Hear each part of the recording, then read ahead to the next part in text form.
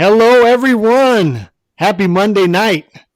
Happy Monday night. Power punchers. We here, D-Style. We in the building.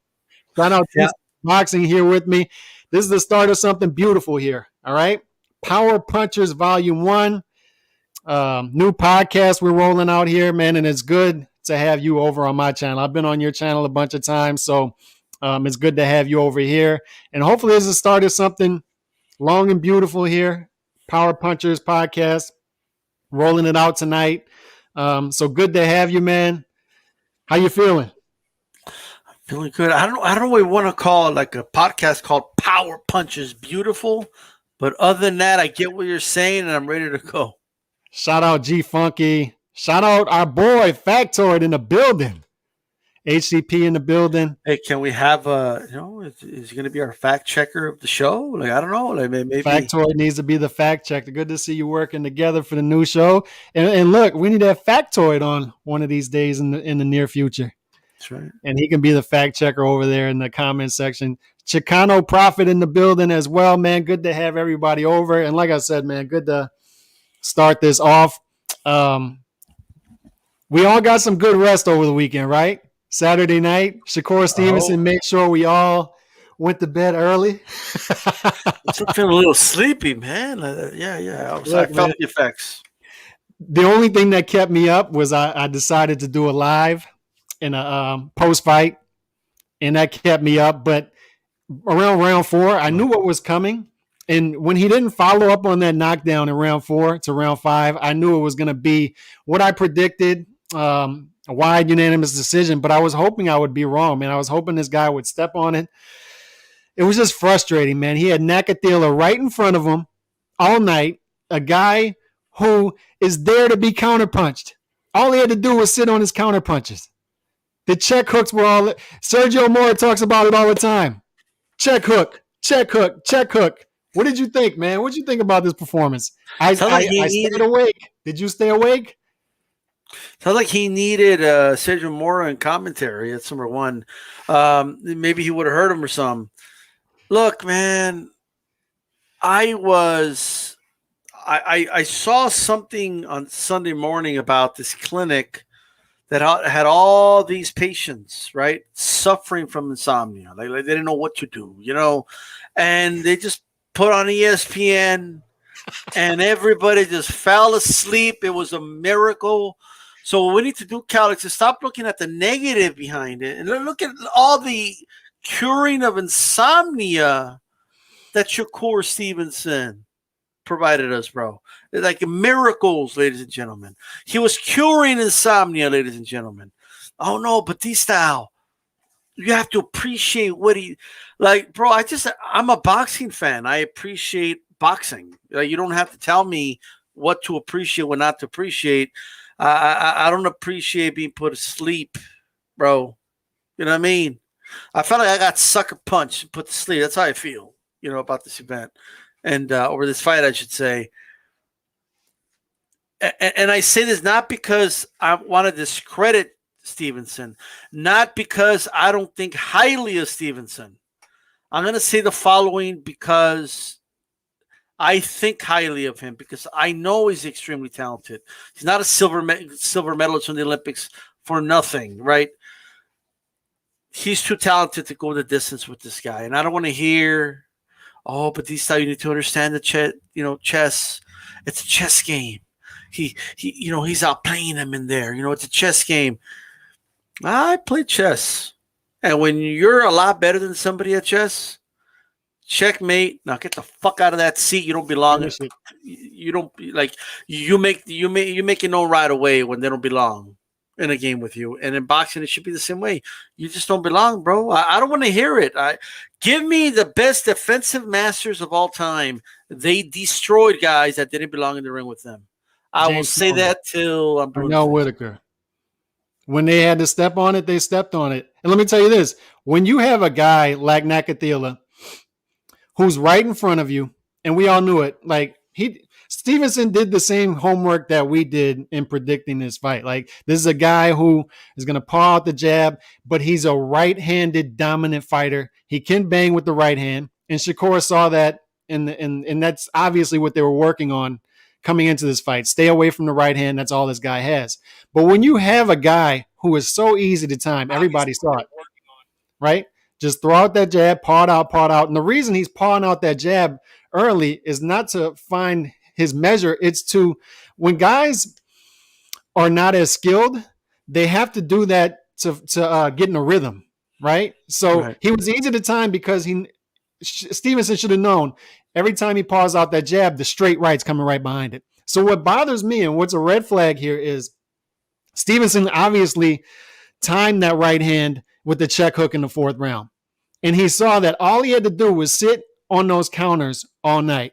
So what happens when you have a guy who is so weary of a power punch that he's not countering those? Like, that's a red flag. If you have a guy that's so weary of a power punch that is so easy to counter, but he refuses to counter it and instead go with the easy 12-round decision, that maybe raises a red flag to me as a boxing fan that maybe this guy isn't so confident in his chin.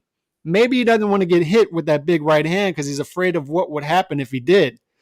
This guy in front of him, Nakatila, was right in front of him all night, waiting to be countered, waiting to be knocked out. I think he was surprised. Like, I'm in the 10th round? I'm in the 11th round? If you rewatch the fight, like, he was holding signs during the fight. Hey, knock me out, bro. I want to go home. Like, and he was like, nah, not yet. Nah. I need to be 100% sure that nothing's gonna come back and hit me at all whatsoever. Like what is this? Can you imagine if quarterbacks played this way? Like, sure, they would never throw an interception, but they would never have a completion. Like, like, you have to, like, give me something, bro. You know what I mean? Like, I mean, come on. You like, this guy, this was a show. Remember the showcase fights? It was to showcase your skills, to show what you could do. All right? Like that's what it is. Showcase it to me. We already know you're good defensively. You got the fundamentals down. We already know that. What good is it to do it against this dude? Now, some people may say, well, look, if he didn't force Shakur to do anything else, Shakur was winning, so he shouldn't have changed nothing. Like, are you guys for real right now? Like, do you not understand that this fight's on ESPN? Do you not understand that there's, you know how many people said to themselves, all right, let me give boxing one more shot. You know what I mean? And then they said, never mind. And turned it off. Okay? Like it's, then don't put this crap on TV then. You know what I mean? Because you're not entitled to be on TV and shit. Like it's not good for boxing. And I'm tired of all the snot-nosed, boxing fans that think they're better than everybody. Okay? And like, well, I'm a purist. I like some good boxing. Not like y'all. Y'all like to rock 'em, sock 'em. Me, I like a boxer hit, not get hit. Mm-hmm. Brother, this, like, he still got hit. He got hit 4 or 5 times around anyway. You might as well give me some. I'm just saying. Shout out Run PMC, Andre Rodriguez, HLD, everybody up in the chat. And hit that like button as you come in the chat. Hit that like button. But did you ever hear about the shutout that Kurt Schilling pitched against the high school team? Right. Look, man, I like the sweet science like everybody. I'm up front. I think this guy is super skilled. Stevenson is super skilled, high levels. But we wanted to find out something new about this guy, and it was right there. He could have put on a great performance tonight. Nakatila was prime for him to put on a great performance, and he didn't do it. He didn't do it because obviously he was afraid to engage this guy with counterpunching for whatever reason. And that raises a red flag to me. But look, I like both. I like the sweet science. I like defensive fighting, but the sweet science is also engaging. Like, it's a bunch of ingredients together. It's not just hit and don't get hit. Even Tim Bradley said after the fight, man, I struggled to stay awake during this fight. It's not just hit and don't get hit. It's not just keeping that, man, you got to engage. And you get to the big boy table, the A side, quicker if you put on great performances, right? That's how Teofimo got there so quick. Sometimes you got to take chances, put on a great event, You get to the A side, you get to the bag, the money quicker if you put on great performances and put fans in the seats, right? So how do you expect to put fans in the seats if you're going about it this way, just coasting yourself to a 120, 107 performance when it should have been a fifth or sixth round knockout? It should have been a fifth or sixth round check hook knockout. The check hook was there all night, D-Style. It was there. Nakathila was telling him, this is the right hand, all right? After I do pull out that jab a couple times, guess what I'm going to do? I'm going to throw that straight right, and I'm going to lean in while I do it. He kept doing it all night. It was easy to time. I'm going to throw the right hand right now. Like do it. It was like a drum beat on a song that's the same, verse after verse after verse, note after note. And he was throwing the same exact combination every single time. This guy did not throw too many he didn't throw too many powerful left hands. He didn't even throw too many right hooks. He was throwing the straight right after he popped out the jab every single time. Counter it. Counter it. I was literally yelling at the TV, counter the right hand. It's there all night. This guy is ready to go. So maybe he's like, oh, I'm wary of the big right hand. African fighters are notorious, generally speaking, for not cutting, for having good attrition, for having great stamina. So I'm not going to step on it. I'm just going to play this safe and get to my next fight. But if you're a special fighter, man, this is what you do. And this made me question after the fight, could this guy beat an Oscar Valdez? Could he beat it? Could he even beat a Berchelt? Does he have, we know he has the boxing ability, the lateral movement, the combination punching, but does he have what it takes to keep a Berchelt off of him for 12 rounds and keep him honest? Yeah, but Calix, it's because you like rock 'em, sock 'em, not like me. I'm a real boxing fan. I could appreciate a boring ass 12-round fight, not like you. Okay, I don't know. Boxing was a challenge to like who could like the more you enjoy boring ass fights, right? Like the bigger a boxing fan you are. You know what? I don't believe you, motherfucker. I don't believe you're entertained by what you saw. I don't believe you were entertained by the Mayweather, Robert Guerrero fight. I just don't believe you were entertained by a lot of these fights that you claim you were entertained by. Okay, just in your own mind. I have a challenge for you guys. I want you to do. I always see all these videos online about all these exciting fights, people going crazy at a house party, high-fiving each other after a great fight and all that, right? Okay, what about your house? I want to see your fight party in one of these Shakur Stevenson boring-ass fights. I want to see people high-fiving each other. And no, they're not. You know what they're doing? They're talking about what they're going to do tomorrow on Sunday. You know that's what they're doing. Let's stop playing pretend. Boring ass fights are not good for boxing. It hurts the sport. Okay? Mm-hmm. And stop shaming people saying, oh, don't call it boring. I enjoy the art. Like, you call that art? Playing it safe against an opponent that's not a danger to you at all. It's not art. Okay? In fact, you know who agrees with us, Calix? Who's that? Shakur Stevenson agrees with us because he apologized on Twitter.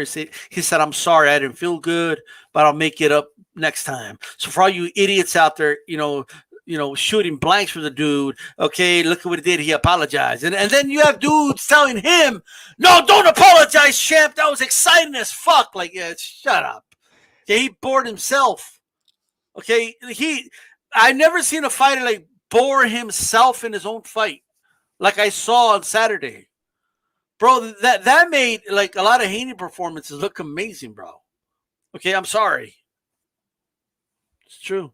Hit that like button as you come in. Shout out Run PMC, A-Rod, Boxer Girl in the building as well. Look, man, I was just frustrated because it's almost like the detractors have more confidence or have more confidence, or we expect more of a fighter than the fans do. I said it to Floyd for years. I expected a lot from Shakur Stevenson in this fight. I thought this could have been a great setup, springboard fight for Shakur to go into a big fight next with a lot of momentum. And it ended up being the opposite. It was almost like Caleb Plant last fight. Remember Caleb Plant, where we were expecting Caleb Plant to put on a great performance, and all of a sudden Caleb Plant just puts on a C-level performance and barely even shows up and is happy with the unanimous decision victory and says, okay, I'll just wait for Canelo maybe. He didn't even call out Canelo after the fight, and how disappointed we were with Caleb Plant after that fight. The same thing happened with Shakur Stevenson. We expect a lot from these fighters when they're going in there with inferior opposition. And I fear that a lot of these guys are trying to run this Floyd Mayweather blueprint that, oh, let's just protect the O. Let's get easy, safe decision victories, low risk, high reward, and get our bag eventually. But the problem with that is Floyd didn't use that blueprint early in his career. Floyd was killing dudes in the lower weight classes, absolutely destroying them. Go watch the Diego Corrales fight. He was lighting dudes. He was lighting dudes up. Go watch Arturo Gatti fight. If he had a guy in front of him who was ready, guess what he was doing? He was lighting that guy up. All right? He wasn't cruising to a victory. Like here's the truth that a lot of people don't like to talk about, Calix. You know, everybody talks about, oh, but his defense was so good. He was only getting hit with just 10% of the punches thrown by his opponent. Unbelievable percentage. You want to know what percentage is better than 10% or 5% or even 1%? 0%. Mm-hmm. Okay? If you're scheduled for 12 rounds and you knock the dude out in the second round, for rounds 3 to 12, 0% hit. Because you took the dude out. There's no better defense in that. You have a threat in front of you, take it out, it's done. There's no more threat. 0% hit. It's done. It's over. Offense is your defense. Simple as that. So take the dude out, and then you don't have to get hit 4 or 5 times around Shakur. You get hit 0%. For all the people saying about, oh no, he's just trying not to get hit. Like it's hit and not get hit. Well, what's the best way to hit and not get hit anymore, Calix? To hit. Knock him the fuck out, and they're not going to hit you anymore, okay? They won't even hit you in the shoulders. You won't feel the impact in the glove no more, nothing. It's over, okay? And everybody knows that's a fucking truth, too, right? So how's that for some? And let me ask you this. Let's throw this out there. The top guys at 130. Because it's an interesting division at the top. You got Shakur Stevenson now. And look, I still think Shakur fills in the top of that division well. He's up there, top 2, 3, 4. And not only that, his physique looked better this fight, man. He looked noticeably bigger. Yeah, but it was, you know what it was? In Spanish, we have a saying, cuerpo de oquis. Like, what's that? Okay, he looks better for nothing. Like, right. You know, big for nothing. Tall for nothing. Yeah. But he looked noticeably bigger. So let me throw this out there for you and throw it out for the chat. Who's the top guy at 130? Let me give you a mythical tournament right here. You got Valdez. Let me throw this out there. Valdez already beat Burchelt. So let me do Valdez versus Herring and Burchelt versus Stevenson. Who would win those fights? And then who would win that championship? That's your final 4 right there at the top of 130. Who do you guys think would be the top, come out on top at 130? Valdez versus Herring, Burchelt versus Stevenson at the top of 130. Because I definitely like Valdez, and Stevenson versus Burchelt is an interesting fight, man. So let's start off with the Valdez Herring. I think Valdez beats Herring for sure. Burchelt Stevenson is tricky to me. Because, man, if Stevenson took no risk against this dude, imagine against Burchelt. It's just going to be playing tag, bro. Like, tag, you're in, and he's going to just do nothing for the rest of the round. Like, you know what I mean? Stay away, and you got to question. Like, I think, and I'm going to tell you who I think would win, but I think Burchelt Stevenson would end in so much controversy. Because one guy would be applying pressure, landing some of his punches, and another guy would be throwing almost not enough, but landing maybe the cleaner shots. So it would be controversial. Like, you would have one side saying, he was aggressive, but he wasn't effective aggressive, you know? Right. I understand people use that for aggressiveness. We have to start asking, is that defense effective? It's just avoiding fighting really defense like that. Like, is it effective? Like, I hate how only aggressiveness gets the word effective thrown in there, but nobody questions the effectiveness of somebody's defense. Nobody says, effective ring generalship. It's just with aggressiveness, right? Mm-hmm. Which I'm not saying I mind, but we should apply that to defense as well, right? And the question would be like, how effective is the defense if you haven't stopped the guy from coming after you, right? If you're not making him pause, if you're not making him think, if his output's not going down, how effective is your defense? It doesn't seem that effective at all, right? It's like having a quarterback always running out of the pocket in less than 2 seconds because the line collapses. You know what I mean? Well, we have to question if the line is doing their job or not, right? Right. Well, I think Burchell would win a very controversial decision, in my opinion. I think the crowd that likes the clean, effective punches, regardless of how it's getting accomplished, is going to side with Stevenson. I think the side that will see it as, well, if it wasn't for Burchell, there is no fight, and he's trying to make the fight, and he was never hurt, right? Like, I think that he threw more. Yeah, they weren't all landing 100%, but he was still like activity, etc. Burchell was a very controversial decision. Yeah. In fact, is saying, isn't that the ring generalship aspect of it you're explaining? I just always go to me, judging a fight, I go back to the Max Kellerman way of judging a round. I just think that's the best way. Who would I rather have been that round? I just think my eyes watching boxing, I just know in my heart who won a round. I don't even break it down that deep. To me, if you know what you're looking at, you know who won a round, right? Unless it's a close round where it gets subjective. Like if it's close, then yeah, you gotta they give you a criteria. System. But to answer Factoid's question, here's my thing. If it all comes down to ring generalship anyway, then why even say effective aggressiveness? Well, why even say good defense? Like, I've always found it weird. Like we have the scoring criteria that we have, you know what I mean? Mm-hmm. But boxing isn't like other sports, like basketball, where you're either playing defense or offense, depending on who has possession of the ball. Because in boxing, there is no ball and there's no possession. Like it's always defense and offense. It's always there for you to be defensive or offensive. Mm-hmm. Period. Right?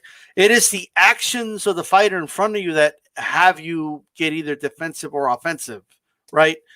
And I just think that only aggressiveness, which is a very important aspect of fighting, without at least like you can have a fight if at least one person is aggressive, right? Mm-hmm.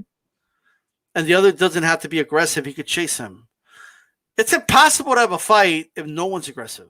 Like if no one wants to confront the other guy, there's no fight.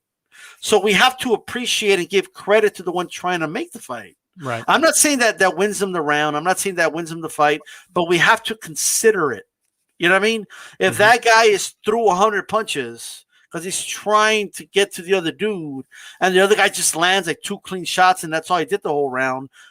Okay, yeah, I'll punch him 1-2, but we have to. The Canelo versus Lara, perfect example. Yeah, he wasn't active enough. Yeah, he wasn't active enough. It just. And sure, a lot of Canelo shots, maybe just 10% of the shot landed. Maybe 20% of this one landed. Lara was rolling with him. Okay, but something's still landing like that matters. Like, you know mm-hmm. what I mean? Like it's accumulating like throughout the fight. Okay, just like it's just things we need to consider. But I think effective defense would be beautiful to put on there because I would love to flip the script on people and be like, well, I don't think his defense was effective. He didn't stop him from coming at him, you know. I think defense, just to say one more thing, gets more of a benefit of the doubt than aggressiveness does. Yeah, I think so too. Hit that like button as y'all come in to the chat. Let us know who you are. I would go, just for the record, until I see Stevenson's chin start to worry me, I would still go with Stevenson to beat Burchell by decision. I would definitely pick Valdez over Herring. Out of the four, I think Herring, look, savvy vet. I like the guy, good story, but I think he's definitely the weakest out of the four. Um, so I would go with Valdez over Herring, and guess what? I'd go with Valdez over Stevenson all day. I don't think Steven at this point, from what I saw the other night, I don't think Stevenson could deal with Valdez's pressure, the different looks he gives. Valdez can punch going forward. He can punch going backwards, as we saw against Burchell. He's just a diverse, very versatile fighter who can punch. And guess what? He has killer instinct. If he has a guy in front of him ready to go, we saw that against Burchell, right? We were just talking about this with Stevenson. Stevenson had a guy in front of him who was very inferior. Very. Nakatila was like plus almost 2,000 in this fight. Vegas gave him no shot. D-Style, no shot. So he had him in front, easy to time, didn't go after it. Compare and contrast with Oscar Valdez against Burchell. Burchell was ready to go. Burchell was still coming forward and dangerous. Valdez was winning that fight clearly, going away. And guess what? Valdez saw that Burchell was ready to go, and he stopped him. He got him out of there viciously. So to me, that matters, right? What? Let me throw this out too. Shakur Stevenson, a weakness that I see in his game, and we can talk, dude, he's very, very skilled, very talented. You don't get to his level and get with the hype without having that. And we're not taking that away from him. But 2 red flags. He wasn't sitting on those counters. He was very afraid of countering that right hand. And the second, he doesn't seem to me to have that fight-changing punch. Okay, let's say he fights a Valdez or a Burchell and or moves up to 135 and fights a guy like a Devin Haney or Teofimo, but they'll probably be at 140 by that point. But let's say Tank Davis, throw him in the mix. There's going to be a point in the fight against elite opposition when we get to round 9, round 10, and he's got to change the fight. Maybe he's down on the cards. Maybe it's a close fight. He needs to have a signature punch to turn the tide of the fight. To me, he's well-rounded everywhere. He's really good to great at pretty much everything except that. I don't think he has that fight-changing punch that could turn the tide of a fight if it's not going his way. Look, I think we've seen enough of him to understand that he doesn't have that punch that can change the tide of a fight, but something's gonna, like, in other words, remember when Zab Judah was ahead on Floyd, like on the cards, like he was getting outboxed, you know what I mean? And Floyd had to switch it up a little bit, you know what I mean? Yeah. So what did he do? Well, Floyd applied pressure, and Zab Judah didn't respond well to that, you know what I mean? He put a mitts up, went right at him, you know, in a strategic way, but he did it. I don't know, like if Shakur has that yet. Like, we've seen Shakur start from the jump, box guys, and then he gets to this kind of zone where he's comfortable, and it's like, okay, like his opponent's right here, right? Like, I honestly believe Shakur's like abilities are like way up here, you know, but like, he's like, I'll just stay right here because this dude ain't gonna beat me right here. You know what I mean? And he just kind of stays there for the whole fight. And it's extremely frustrating to watch as a viewer because I'm like, bro, I know you could take this dude out. Like, you might be fooling some people out there that think, you know, Nakatili's a beast. No, he's got to be careful with him. Like, not me, though. Like, you're not fooling me. And I know he's not fooling guys like me because he apologized after the fight. He's not apologizing because I'm sorry my skills weren't good enough. He's not apologizing because I'm sorry I'm not that talented. He's apologizing because he knew he should have taken that dude out. You know what I mean? Like that's the main thing with Shakur. Now, honest to God, I think you and I and even the chat, the shout out to everybody in the chat, by the way, Burchell Stevenson, I think we see the same fight in our heads.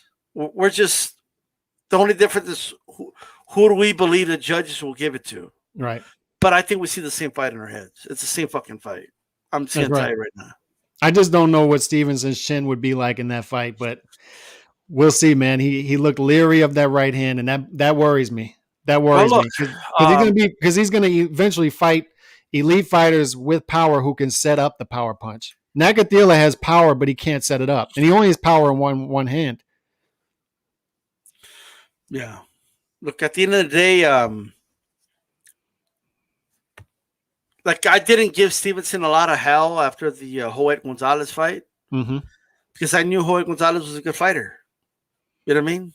We just saw him, dominate Mariaga. Like, you know what I mean? A guy that took Valdez to hell. Like, you know what I mean? And back. And he dominated him. So I know the scale and where Stevenson is capable of. You know what I mean? But the only reason I bring that fight up is Stevens got clipped like 2 or 3 times with some good hooks from Joet, and Joet doesn't punch anywhere near as hard as a Brichot. Yep. You're right. You're right. Hit that like button as you come in. Shout out to everybody in the comment section. This is Power Punchers episode 1, the first, man. The first of something that's going to go on for a long time. We're Monday nights for a couple of weeks, and then we'll be switching over to Wednesday nights in the schedule. So check that out in a couple of weeks. But let's close the chapter on Stevenson for the night, man. Let's just say lackluster performance. We hope for better for him in the future.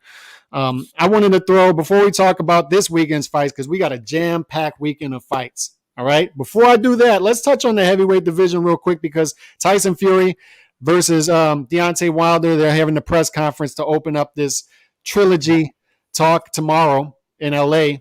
I believe it's in LA. So I threw out a poll out there. It's sitting at over 300 votes, I believe. And Tyson Fury won the poll clearly. Okay. The poll was, who do you think will be the next undisputed heavyweight champion? It was Tyson Fury, Deontay Wilder, Usyk, and Anthony Joshua. Out of those 4, who do you think will be? Because we got a nice little semifinals here, D-Style. We got a nice little Final 4 tournament here in the heavyweight division. So out of these guys, who do you think will be undisputed? Because it's been, 22 years since we've had the heavyweight. I'm not talking about lineal heavyweight champion. Undisputed heavyweight champion. No one can dispute it. Okay? Or do you think there won't be an undisputed out of these guys? Well, if I was a betting man, I would bet there won't be if they give me like a 2-year span or something. But here's what I'll say.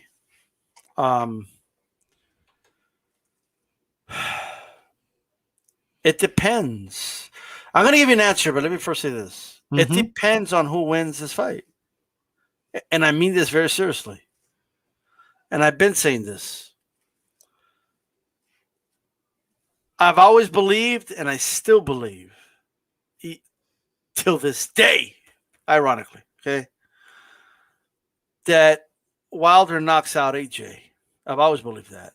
Mm-hmm. I've always believed that the right hand's going to land. He could land it on AJ and knock him out. I've always believed that. I've never wavered or switched my stance on that at all. And AJ hasn't done anything to show me that he might last a couple more rounds with him, but I just think it's a horrible matchup for AJ, in my humble opinion. You saw Ruiz. Yep. Right. But I think AJ is a bad matchup for Fury. Fury does not have the punching power to take AJ out. Can it happen? It's a heavyweight division. Anything could happen. I get it. He could hurt him, of course. But in terms of percentages, do I think it's that high? I don't. And I just think that AJ is a terrible matchup for Fury. So if Fury wins, Anthony Joshua will be your next undisputed heavyweight champion. If Wilder wins, buckle up, ladies and gentlemen, because if he does happen to knock out Fury, he's going to knock out AJ next, and he'll be your undisputed champion. But looking at the odds in my head, I would favor Anthony Joshua as the next undisputed heavyweight champion. So no love for Usyk? You think AJ is going to walk over him, don't you? Well, here's the thing with I don't think he's going to beat AJ, man. I just don't. Don't see it. So no love for Usyk, and you're still sticking with Joshua over Fury, huh? Still sticking with that one?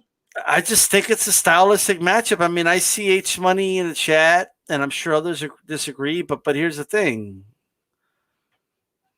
Fury is nothing like Andy Ruiz. Like all the problems Andy Ruiz gave him, that Fury's a different type of fighter, bro. Like I don't know what I've been saying this on Blue in the Face of people, but they keep bringing up the Andy Ruiz fight. But Andy Ruiz is a different. It's like losing the fight to a rhino, and then like you're gonna fight a hippopotamus. Okay, what does one have to do with the other? It's just different, bro. You know, styles do make fights, and at heavyweight, like these things matter, bro. Like they just do. Like I promise you right now that the arsenal that Joshua brings is gonna give Fury problems. He's got a hook. He's got a jab. He's got a hook. He's got an uppercut.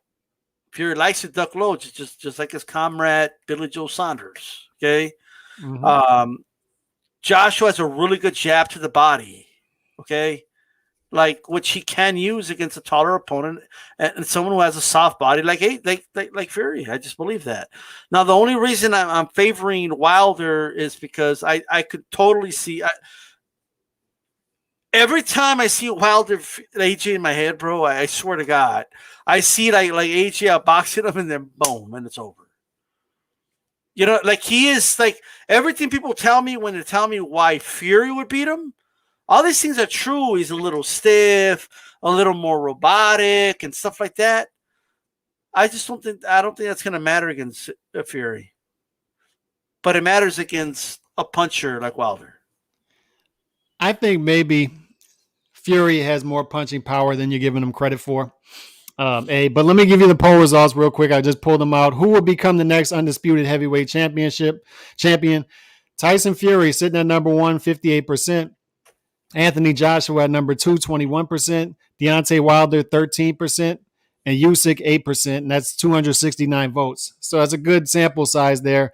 And 6 out of 10 people think Tyson Fury, which to me is the safe bet. I mean, if you're handicapping these guys all together, a lot of variables there. 4 guys.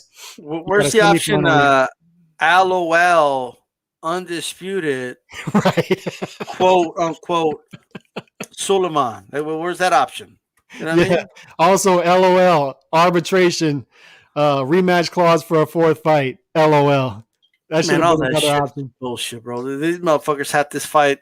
They were going to fight each other. There's a reason it hasn't been done in 22 years when you had clearly a heavyweight champion who was clearly light years better than everybody for over a decade, barely lost a handful of rounds in all that time, and Vladimir Klitschko. There's a reason it didn't happen all that time, and it's because of the business side of it. But we have a great opportunity here where all 4 of these guys are battling for that hardware. You can keep it all there. You can get this done in 3 fights. Usyk Joshua, Fury Wilder 3, and then the winners face each other for all the marbles, for all of it. And guess what I think would happen? I think Fury's going to once again outclass Wilder for the 3rd time. All right? I think he knows Wilder inside out. I think he knows him inside. I don't think he's afraid of him at all. Fury has clearly shown in the past that he has a great chin. He answers those questions in the first Wilder fight. I don't want to hear about USS Cunningham. Like, that was a long time ago. He bounced right back up. No, man. Look, he bounced. He rose from the ashes in that 12th round against Wilder like Weekend at Bernie's. Like Weekend at Bernie's too, hearing that song play, and he just rises from the ashes and finishes the fight. And he clearly won like 9 rounds in that fight. So what I'm saying is he's figured Wilder out at this point. So I think he's going to win that fight. And then Joshua, you keep going through that deck of cards. Although Usyk can't capitalize on Joshua's big Achilles heel, which is the chin, obviously. So I don't think Usyk. I think Usyk just stepping into the heavyweight division. There's a lot of we all love Usyk, and he's a great. The dude can box. He can box. He dominated cruiserweight. He's moving into heavyweight, but he has a lot of questions to answer at heavyweight. I gotta I got to tell you guys, man, I'm favoring Fury to win this fight, but I just don't think it's the walk in the park a lot of people are expecting. I just don't. I'm telling you that right now. Okay. And look, I don't think the guy was drugged or none of that bullshit. Okay, but he clearly was. Look, before the conspiracy started and all that, He I, poisoned him. I could tell you right now that you know I still believe that shot in the second round or third round, I forget the round now, but that shot hurt Behind the him. ear. Yeah, and he couldn't recover. Like, and Fury gets 100% credit for landing. I'm not taking away credit from him, but you have to ask yourself: is that punch going to land there again in the sweet spot, like that early in the fight? It plays such a big vital role. Who knows? He might do it in the first round for all I know. I don't know, but is it likely? That's what you have to ask yourself. And here's the thing, man. If you keep going to that deck of cards, an ace is going to come out. Yeah. And Wilder in that deck of 52, right? He don't just got 4 aces. He's got 20 of them. So if you want to keep going back to the deck of cards, go ahead. But I'm just telling you guys right now, I mean this when I say this. I'm not trying to be dramatic or anything. Wilder is one of the most devastating punches I've ever seen with my eyes. So to count him out, people are crazy if they count him out. I just got to, like, all glove gate bullshit aside, all that aside, he's a dangerous man. Yeah. He possesses one of the biggest weapons in boxing, which is that right hand. I just think that Fury has it figured out, and he's going to have a tough time setting that up. But wouldn't it be interesting if you had the biggest fight that could be made in boxing, Fury versus Joshua? Would have been humongous, but instead you could end up with this: Wilder versus Usyk for undisputed 2022. Could you imagine? Could you imagine that? But maybe you could still have Joshua versus Fury in a losers bracket or something like that, but wouldn't have the same luster. I just think that after seeing all of this develop over the past year and a half, I just think that Fury and Arum never had the intentions of facing Joshua just yet. I really think that they wanted that big UK fan base fight, and they've been waiting out these shutdowns, and they just expected this whole time to be Wilder versus Fury 3 or Fury versus Wilder 3. I think they were playing that card the whole time and just buying time. Hey, this is the Power Punchers podcast brought to you by Wilder's right hand. Like, you know what I mean? That's what it's about. And now, just really quick, you did mention, there's no doubt in my mind that Fury has heavy punches because he's a big, heavy dude. There's no doubt in my mind, right? But he's not like, let's keep it real. He's not the power puncher of the division or something. You know what I mean? Like, you got to respect his power. He's a big dude. He could hurt guys, but he's more of a TKO guy. He's an accumulation guy. He's always been that. You know what I mean? Even right. and I got to go back because I remember the Wilder fans telling me, "Oh, where that power out of nowhere come from?" Good question, because dude was out on his feet and Fury couldn't take him out till they threw the towel in the 7th round, bro. You know what I mean? Yeah. After landing flush shot after flush shot, I don't care what anybody tells me. If AJ hurts Wilder like that, he ain't going another 5 rounds. Like, he just isn't. Yeah, you know what I mean? I just think, and I've thought this since the Klitschko fight. What is that? 7 years, going on 7 years. When Fury is right, he's the best heavyweight in the world, bar none. I don't even think it's that close. I think he separated himself, and I think he can become whatever he needs to become in the ring on that particular night. Like bar none for real? I do. I do. I think he's head and shoulders above all these guys. I don't know about a bar, man. Maybe a bite-sized Snickers. Now this is an interesting question right here. Fury's entertaining, but he would get killed by any of the greats from the 80s, 90s, 2000s. Even though I'm a Fury fan, I would agree with that because I don't think this is a historically good heavyweight division. Although we're entertained by it, It's not a historically good heavyweight division, right? All I will say is that we got to look at the styles. That's all I'm going to tell people. Not everyone's going to want to hear it, but there's going to be some legends who just have a style that isn't favorable against the Tyson Fury. Doesn't mean they can't win or whatever, but I'm just saying a lot of those fights are interesting. Just throwing that out there. Yeah, I mean, who would you throw out by just a quick example specifically? I mean, a smaller heavyweight, smallish, like a Marciano. Like Marciano, and nobody unless like I know there's a lot of historians out there that swear Marciano could take on any heavyweight in history, and I don't know about that. You know what I mean? Mm-hmm. Just because of his size. Let's be honest, Marciano would be a light heavyweight today. Day before weigh-in, he would cut down to 175, bro. Like that's right. What he would be. Maybe cruiserweight, right? Love him to death, but I mean, you got to throw. Let's stick to this. Do this instead. 70s, 80s. Look, I'm not saying it's impossible for him to win, but I think it would be a tall task. Is Frazier? I think Frazier would have a lot of problems with Fury because of the size. Yeah, I'd pick Frazier though. I don't know. It's just tough for me to.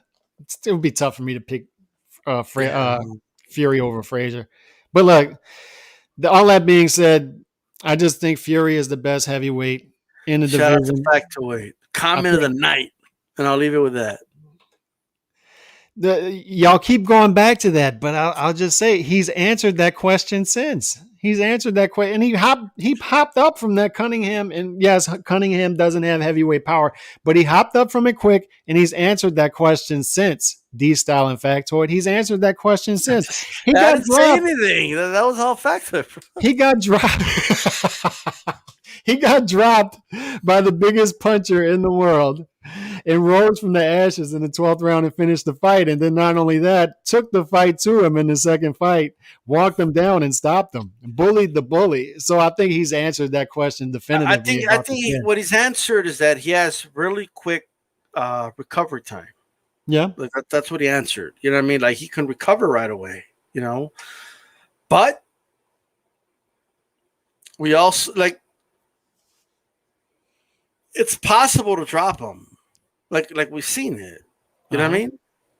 You want to pick the knockout, don't you? You're going to pick Wilder by knockout. I know it.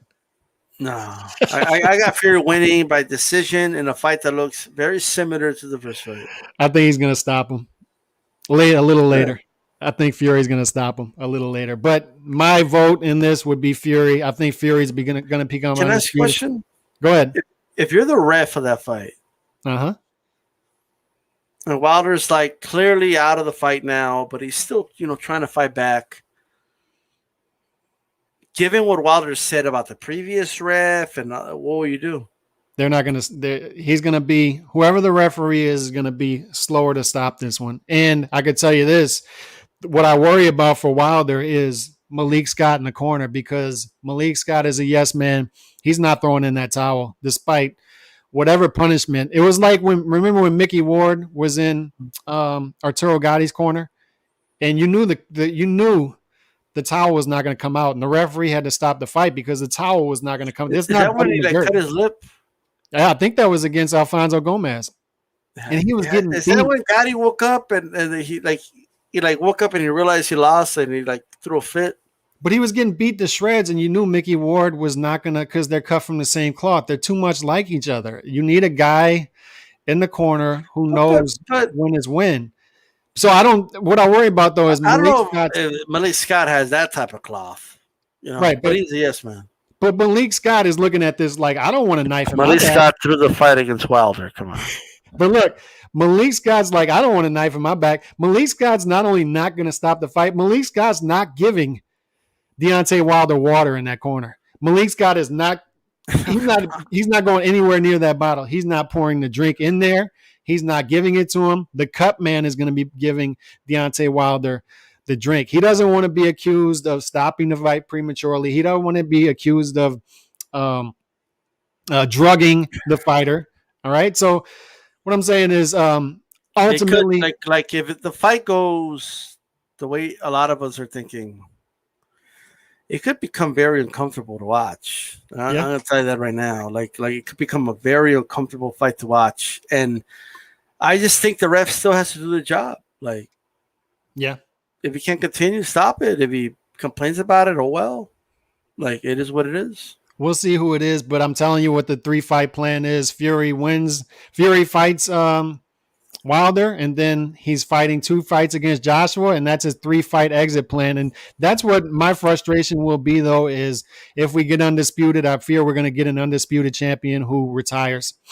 And even if it's Wilder, guess what? By the time Wilder's undisputed, if that happens, he'll be 36 years old. So then you have an older heavyweight. So maybe Anthony Joshua is the best choice to become undisputed because he's a marketable guy and he's younger. He's going to be boxing, 10, 15, possibly 20 more fights into the future. So I think Joshua winning undisputed would definitely be the best option for boxing. I just don't think it's going to happen. I don't know if Fury, like the way you roll shots, is going to work against. That's fair. Agree to disagree. He's going to roll the right over to a hook is what's going to happen. Yep. Shout out to everybody in the chat. Appreciate y'all coming in. Power Punchers episode 1. Episode 1. Hit that like button as y'all come in. Let's move on past this to this weekend. You know why I keep this? You know what this is, D-Style? It's a slingshot. The reason I keep it in this office is it's biblical. Biblical slingshot. It's you know what this is? Is that trash. A trash can? Trash? Look, this is biblical right here. It symbolizes the underdog. All right. It symbolizes David beating Goliath. The reason I bring it up is this weekend we have the weekend of the underdogs. You got a bunch of underdogs this weekend, a bunch of long odds, but you do have fights and you do have stars, okay? You do have guys, multiple guys in the top 10 pound for pound, some even right outside of it, fighting this weekend. You got Teofimo Lopez fighting against Kambosos. You got Inoue, our guy Inoue, fighting Desmarinas. You got... You're already going to move on? What are we moving on from? We said anyway, like what anyway?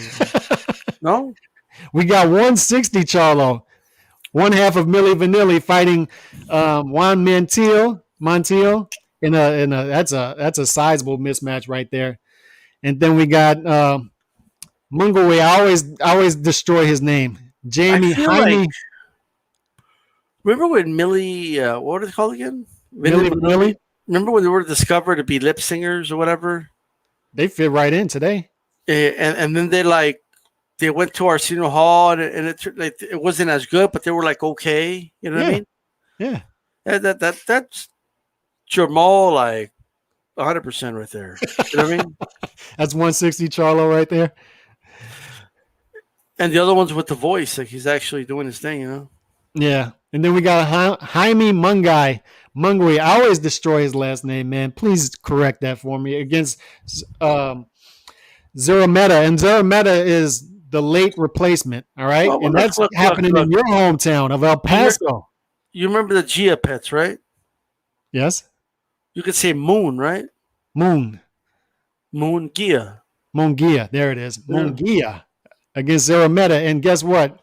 Zurameta, late replacement, a guy who was clearly outclassed by Triple G, TKO 7th. But he did have his moments in that fight. But you have a lot of mismatches, but you do have the top guys in the division. I mean, top guys, some of the top guys in boxing fighting each other, pound for pound, fighting. And shout out my boy Mike Toe. Both of you are OGs and former YTBC, man. Shout out to Mike Toe. He's always up in here. Let's see what we got. Get this man a professor's cap. Look, man, out of these four, and y'all hit it up in the chat as well, which one do you think is more prime for an upset? Do you think that Kambosos can pull the upset? Do you think that Desmarinas can pull the upset? Do you think that Zurameta can pull the upset? Or do you think that Montiel can pull the upset? Which one do you think is the best? Let me first say I don't think any of the underdogs are going to win. But the question is, which is more likely, right? So Mm-hmm. I gotta go with Comboses. Mm-hmm. I gotta go with Comboses because he's good. I know people don't want to hear it. You know what I mean? Like, oh, like this dude. I'm hearing, oh, Lopez is gonna go out. He's gonna knock him out in 2-3 rounds, and like, based on what? Like, Cambosa's never been knocked out. Now, granted, he's never been in there with the Teofimo Lopez. And if Lopez goes out there, bro, and sparks this dude out, it could happen, of course, because Lopez has done that before to good fighters like Comey. You know what I mean? But it's not going to happen. But the most likely to happen is Cambosa's. You know, I would say that and agree with you. Um, and first of all, let me give you the odds. Des Marinas is a plus 695, which means you got to put, if you put down 100, you win 695. Right. Teofimo, Lopez, that fight, Cambosos is plus 833. So they're actually giving Des Marinas a better shot of winning than Cambosos, which I find interesting. I don't agree with that. That's Sizing odd. up those guys. Montiel is the widest. Zerameta, Yeah. there's no odds for Zerameta because he's a late replacement, like I said. But the odds for Montiel is plus 1203. They're not giving Montiel a shot at all, and rightfully so. But the reason I like Cambosos to make this interesting, and for the record, and I'll be giving my prediction videos tomorrow and Wednesday, full prediction videos. But the thing I find interesting about that fight is Cambosos, if you watch his style, he's not a guy that's going to come in there like Nakatila came in and fought Shakur Stevenson. He's not a guy that's just going to be, oh, I'm just happy to be here. This is a guy that's going to go out on a shield, D-style. You watch him fight, he's got a dog in him, all right? He thinks he's going to win this fight. And he's going in there to win, and he's going to go out on his shield. That's the beautiful thing about this fight is you got Teofimo, who's a dog, Cambosos, who is going to trade with Teofimo, a puncher, and Teofimo is a puncher. All right, so that's why ultimately I think Cambosos is going to sleep in this fight. Right. But he's going out on his shield, and that's going to make for a fun fight here. But it's what makes him a live dog. Because if you look at Des Marinas, southpaw, he gets hit a lot. He gets hit. He trades a lot, gets hit a lot, and Inoue is going to light him up. I think he's going to get knocked out in the first round, right hand, Inoue. Des Marinas. Oh, Inoue is going to get knocked out? No. I was about to say. I think Marinas is going to get knocked out first round. I was watching some film on him, and did you watch the fight he had a couple fights ago, the draw with Plains? I watched that whole fight earlier, and I've seen a couple other fights of him over these past couple weeks and doing film study of him. He trades a lot. He gets hit a lot. Southpaw, decent combination puncher, good body puncher. He can't be himself. He hasn't lost in 7 years, but that's the thing. He can't be himself in this fight. He can't put together combination punches against Inoue. He's going to get lit. That's what I mean. That's like he has the same problem that Obali had against Donaire. You know what I mean? Mm-hmm. The only way he could be successful is putting punches together, throwing combinations, getting a little aggressive, trading. Yeah, you're not going to do that against Inoue, bro. Like, you know what I mean? I mean, you can. It might be exciting while it lasts, but you're not going to do that. And Inoue is going, like, if he's going to fight out of his element, and I think Inoue's going to catch him early. That's what I think. And if he doesn't knock him out, he'll at least hurt him. Like, I think he's going to hurt him early in that fight. Inoue's a special fighter, man. Special fighter. Where would you rank him in your pound for pound? Top 3? Top 3, 4? It's got to be 5. Maybe top 5. And the thing is, he wins this fight. We just had Donaire pull off the upset. We're going to have that rematch. Hey, and that should be fun disputed, right? And you know, it's funny that Donaire is in my opinion, bro, better today than it was in his prime. It's weird. Like, and people will be like, "Oh, what do you mean?" But that was his prime. Yeah, look, maybe he had less aches and pains. Maybe his reflexes were a little better because he's younger, right? But Donaire, and I'm not Monday morning quarterbacking this. To me, Donaire was very predictable back then. It's just that he was so fast. They don't call him the Flash for nothing. You know what I mean? He was so fast. He hit so fucking hard, like a Mack truck. He would take dudes out, right? That's why I picked Ringendow to beat him. Like, I just thought he was going to be too predictable. You know what I mean? Now, even then, he still caught Ringendow, knock him down one time in the fight. You know what I mean? Even then. But nonetheless, now Donaire has a little more poise. I just feel he has a better jab, and he's got a right hand. He didn't have that like years ago. Mm-hmm. I'm like, this guy literally has improved as a fighter. Like his tools are better. He's not in his prime anymore, but in a weird way, he's still a better fighter. I think this Donaire beats Donaire 10 years ago. It's like Jordan developing a fadeaway jumper late in his career, right? 95, he goes back in the offseason, develops a fadeaway jumper, and then the last 3 years just becomes a different beast. Yeah, look, I think sometimes people don't want to hear this, but losses make you a better fighter. Mm-hmm. Like, you lose, you go back to drawing board, you improve, you come back. Sometimes success can work against you. That's why a lot of punchers never improve. They're knocking everybody out left and right, right? Wilder, like, oh, I just need to be perfect for 1 second. My opponent has to be perfect for a whole fight. Well, that's not a good mentality to have, So I just think, like, to me, you're looking at a more complete fighter who's like, granted, if he knew what he knows now 10 years ago, he probably destroys Rigondeaux. Like I'm not even kidding. Like this is, It's why we don't give up on guys like Lomachenko after a loss, Burchelt after a loss, although a nasty loss.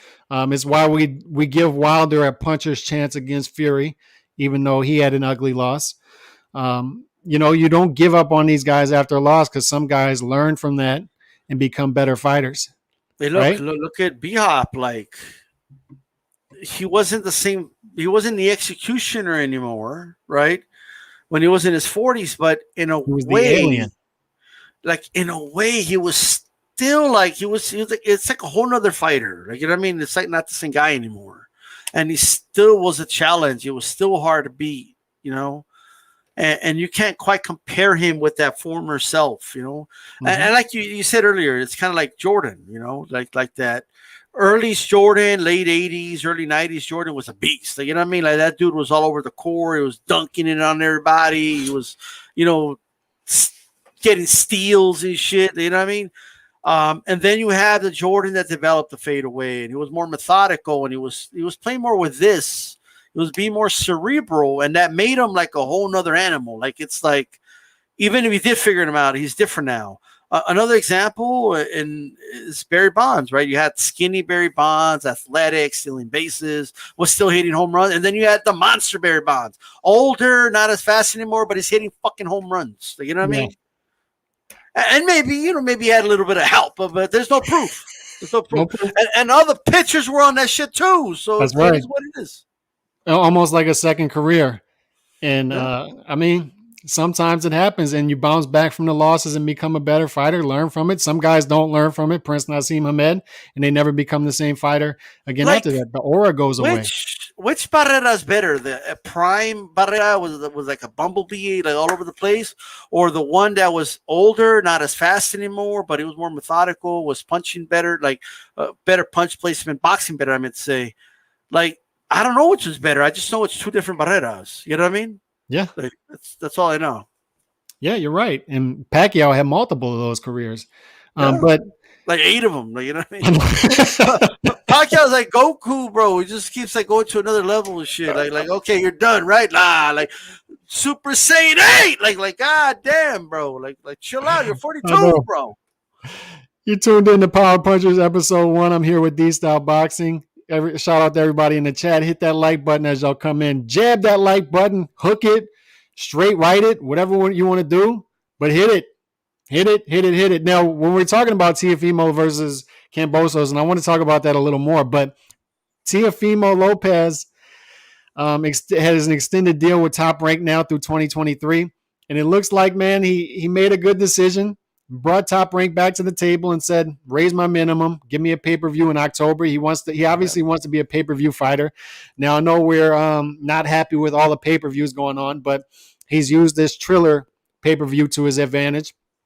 After seeing this, him going back to Top Rank, I'm not so sure Triller's going to have an extended stay in boxing. I just don't. The more I hear about Triller, I think they're going to be gone pretty soon. Just my opinion on it.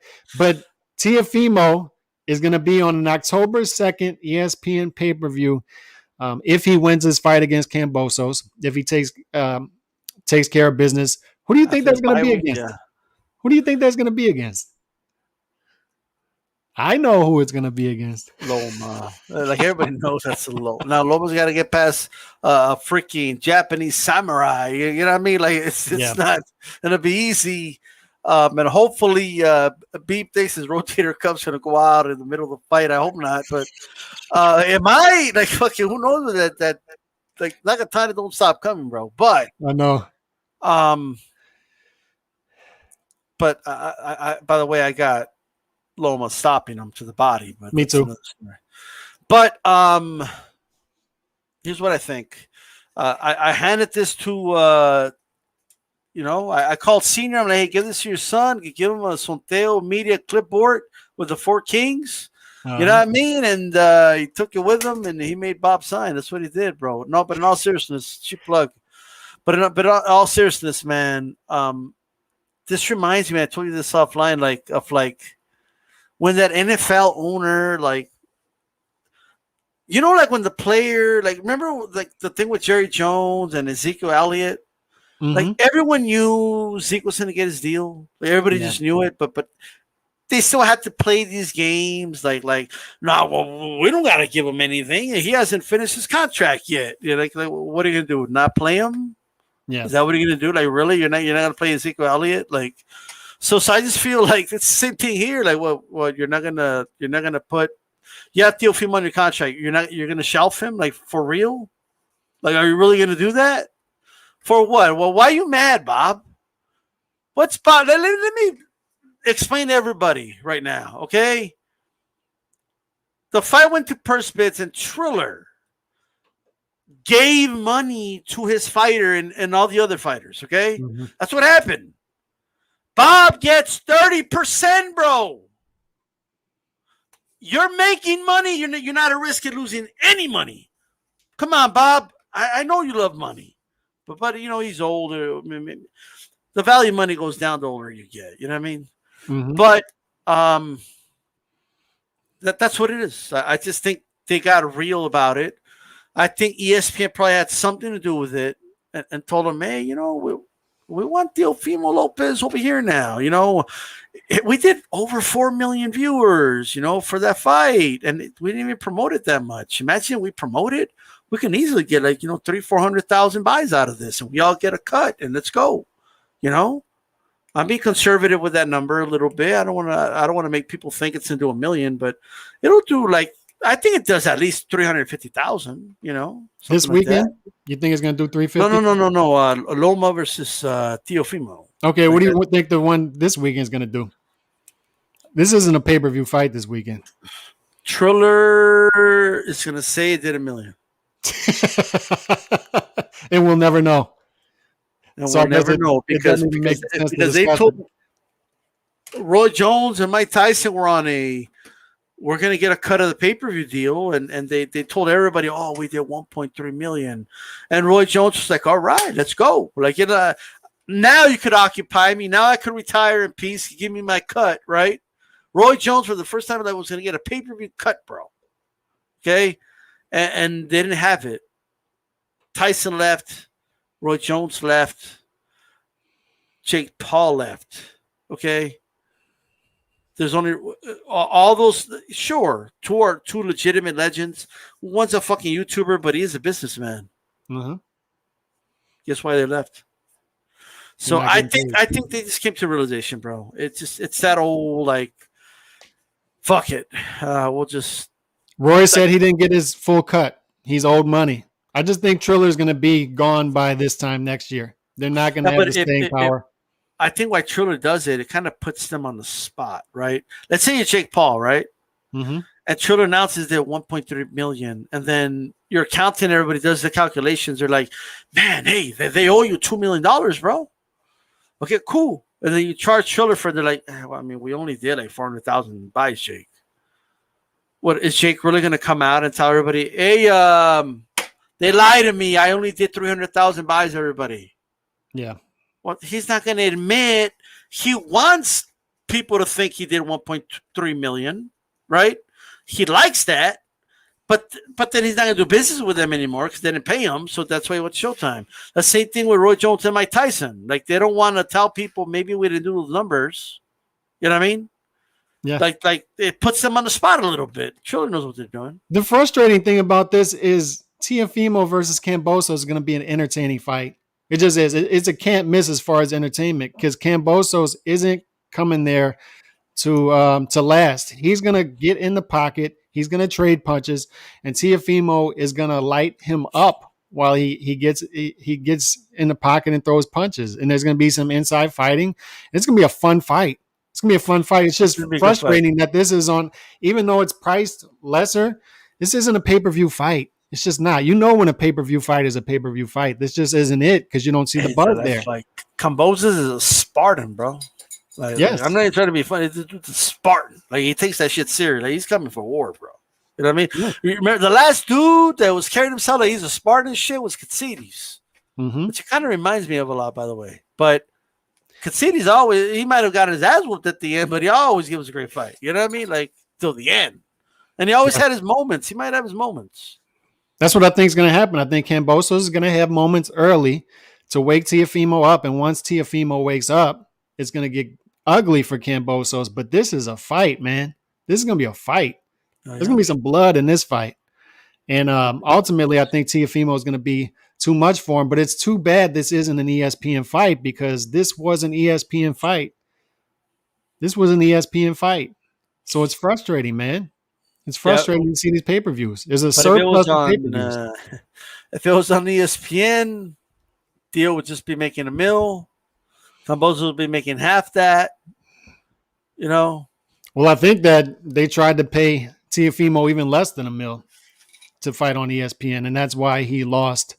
Top Rank lost him for this fight. He lost the purse bid because he wasn't paying him the minimum that he wanted. Hey, Chief Funky says that Teofimo's going to spark this dude. He's going to spark the Spartan. You know what I mean? Like, there you go. He's gonna spark him eventually, but I'm telling you, Cambosos can fight, man. It's going to be fun while it lasts. I think Teofimo is a special fighter, which is why I'm picking Teofimo. But Cambosos is a fighter. He's coming to bring it. Now, what do you think about Inoue versus Desmarinas? You think it's gonna be a first round knockout? That's my prediction. You know, I rarely pick a first round. Who picks a first round? You know, but I just have a feeling it's gonna happen in the first round. I'm going with a second round knockout for Inoue in that one. Now, your guy, Moon Guy. You know, that makes it more likely that you're going to be right? Yeah. Against Zarameta. That's happening in your hometown of El Paso. You going to that fight? More than likely I will, yes. Now, how do you see that one playing out? Because Moon Guy, am I pronouncing that correctly? Or did I butcher that again? Okay. He's fresh at 160, but he's a guy who sparked a lot of guys at 154. How do you see him translating to 160? Do you think that he's going to get Zarameta out of there? Because he's got power. 29 KOs in 36 fights. The guy can fight. He can fight. I do think it's going to take him out. I do see a lot of improvements in Munguia. I mean, you know, he's being trained by Eric Morales. You know, something great's going to come out of it. But he's developed a really, really good uppercut. You know, it's probably the third best uppercut in the division behind Jamal and Triple G right now. You know what I mean? So he's got a really good uppercut, and cut a dude like open with it and everything. I think he'll stop mid rounds. I think so too. I think it'll play out a lot like the Triple G fight, where he stops him in the middle rounds. Zarameta is a decent fighter. He'll be there, but he's in there for a zero reason. middle, like he's kind of zero in the middle. You know what I mean? But Like you know why he's there on late notice? Because he doesn't have power. 5 KOs in his career. So he's sort of a guy like a Malignaggi type power. Five KOs in 22 fights, something like that. So he's pillow fisted. He's dude, not just gonna imagine like that's your legacy. Like when people want to explain how atrocious your power is, oh, it's Malignaggi power. You know what I mean? Like, he probably still knock a guy out in the club though. But look, feather fisted, he's not gonna get Munguia out of there if Munguia makes a mistake. So I think Munguia looks good in this fight, and he wins by middle round stoppage. I agree with that. Do you think he translate well at the top of 160? Because 160, and we'll talk about Charlo in a minute. 160 is not a strong division. It's not a deep division. It's not like everyone always assumes that when you move up in division, it's going to get harder for you. Well, not necessarily. It depends who's in the division. Like, you know what I mean? And it also depends on, like, in my opinion, Munguia was struggling to make 154 pounds. You know? Yeah, I think so too. And now he's more comfortable, like so he could focus more. Instead of having a weight camp, you could have a fight camp. You know what I mean? Work on strategy and stuff like that. And I see it, man. I think his combinations are better. His jab is still not that great, but it's improved. And he's got a really good uppercut that he's developing, and I think he's going to showcase it, man. I think they're going to make an example out of Zarameta, in my opinion. And then we might get Munguia Triple G, which is a hell of a fight. Well, I think he's going to have to wait for Triple G, because I think Murata is going to happen for Triple G. From what I heard, it's going to be we got to wait till July. December, bro. Yeah, you got to wait till December for Murata. So this is going to take a while, and then by the time Triple G, does Triple G know how time works? Like, he's Benjamin Button. You didn't know like that? You're getting older, bro. Like, what are you doing? Like, come on, let's go. Like, fight now, bro. Fight Munguia. I think the zone might offer something to Triple G to fight Munguia, so they can get a Mexican who's a champ or like up there, right? Mexican style versus Mexican style. Yep. But I think that's happening after. I think Murata is pretty much a done deal in December. So I think you're going to have Murata, and then he can fight Munguia after that. And that's interesting because Triple G has guys that stylistically he could look good against if he still has something left in the tank. Like right? Murata? Like a Murata, like a Munguia. What do you mean you're going to wait till December? Like, what are we doing here, bro? So like the next day is going to be 2022 already? Like what? I agree. But could you imagine Triple G versus Munguia? That's a hell of a fight. That's what I'm saying, bro. Like I wanted to see Munguia versus Jarrett Hurd, but we saw what happened to Jarrett Hurd. You know what I mean? He got beat. But Munguia versus Triple G is a hell of a fight. Like, you know what I mean? That's going to keep him occupied for a little while at 160 and away from guys like Andrade and Charlo, who offer him not so good stylistic matchups. And somebody put Munguia versus Bubu Andrade. I mean, this is the problem when you don't give people good fights. Like no one like thinks about you like when they want to see a good fight. Like oh, put him in there with Bubu. Like nobody says that. You know what I mean? Yeah, he could fight Andrade fine, but I mean, like I'm not going to be all excited for the fight. You know what I mean? It is one of those interesting stylistic matchups, though. Can Munguia deal with Andrade's lateral movement? The issue is Andrade doesn't give you anything to look forward to. He's had opportunities for fights. He made some bad business decisions in the past. So that's on him. And on top of that, you have to put your foot on the gas and stop guys and give people entertainment value in order to get these top fights, or you're going to be duckable. All right. So, and you stop calling out guys who are a weight class ahead of you unless you plan on moving to that weight class. And you can move to that weight class and become a mandatory. Move up. He could do that with Canelo if he wanted to, right? And I knew G Funky was gonna hate on my boy Triple G. But look, that's He's that's old though. believable though. That is believable that Mungia um, could beat Triple G. That is believable. I think he does too, actually.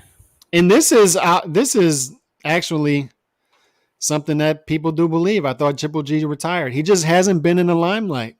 He hasn't been doing anything. Well, hasn't been around, bro. Like that's a typical LOL. I thought he was dead. Like text, like Triple G still around? Yeah, he's still around. I mean, he's not around, but he's around. I mean, what is he doing, bro? Look here. I know he's your boy and all, but I gotta No, like. Here's my thing with Triple G. Okay, you fought Canelo, right? Okay, fine. A lot of people feel you won the fight. Cool, no problem. Canelo rematched you. Okay. And regardless of how you scored the rematch, put how you scored it aside. right. He kept telling Canelo, you didn't fight me Mexican style. You didn't come at me. Blah, blah, blah. Canelo stood in the pocket, bro. He was waiting for you all night in the rematch. Now, he already fought you twice. Since their fight, Canelo's gone to beat Jacobs. He's gone on to beat Almost Kovalev. undisputed at He's almost 168. undisputed at 168. Triple G's doing some other shit. Yeah. Like he fought dudes that he had a controversial win against Derevyanchenko and Zarameta. And that's it.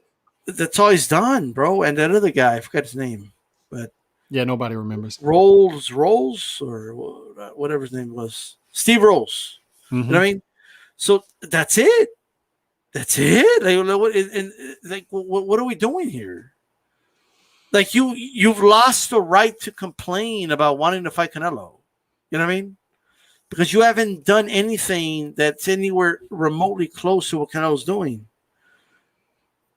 That's how I feel about it. I mean, he's kind of lost me with that fight. Like nobody even wants to see him fight Canelo anymore. No, that's a good point. It's an interesting take that you can argue that out of 24 rounds, I would argue that they split 12-12. I had 7-5 Triple G first fight, 7-5 Canelo second fight, close fights. But it has to be more than that. You have to, after that fight, if Canelo moves up, you got to chase him. Chase him. He's the cash cow. You have to. It's okay for Canelo to go take another fight and then go take another fight. In between, then you have to be active and earn that third fight. And Triple G just hasn't done that. I like Triple G. I think he's underrated overall, but all of these things are fair. They're fair. I could see these guys beating Triple G at this point. There was talks about him fighting Murata, like when Canelo announced who's going to fight Smith. Right. You know what I mean? You gotta step on it, man. So you're telling me right now, like you scheduled your fight, and Canelo's going to fight like 5 times from then till now? Like, come on, bro. Yep. Or now till then. Maybe he had too much pride to chase. I don't know what it is, but you're knocking on 40's door. You got to get after it.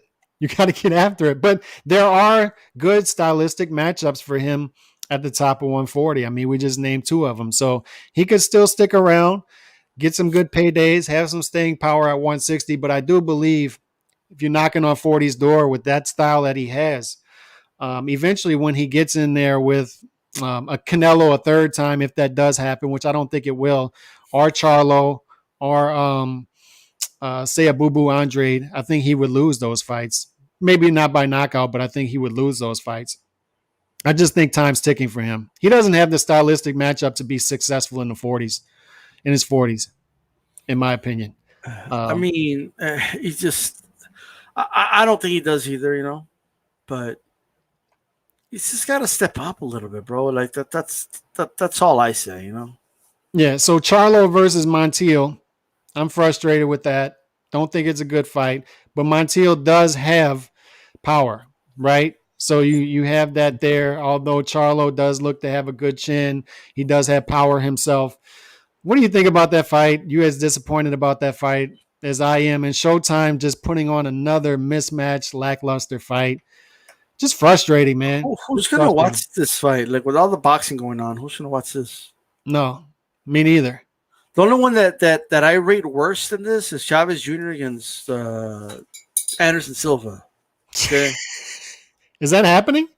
Yep. This weekend. Is it really?